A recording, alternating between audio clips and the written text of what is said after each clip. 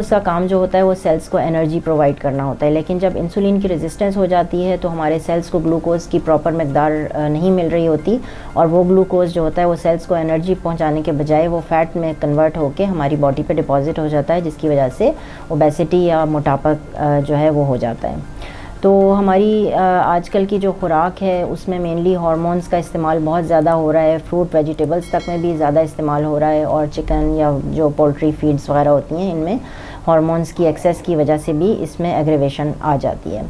अब इसमें मेनली इसके क्लिनिकल इसको हम डायग्नोज इस तरह करते हैं कि हम इसको क्लिनिकली डायग्नोज करते हैं, जिसमें इसके सिम्टम्स आ जाते हैं, जो कि मेनली जब हमारे पास फीमेल्स रिपोर्ट करती हैं तो उनमें ये वाले सिम्टम्स होते हैं जो मैं आपको बताने लगी हूँ।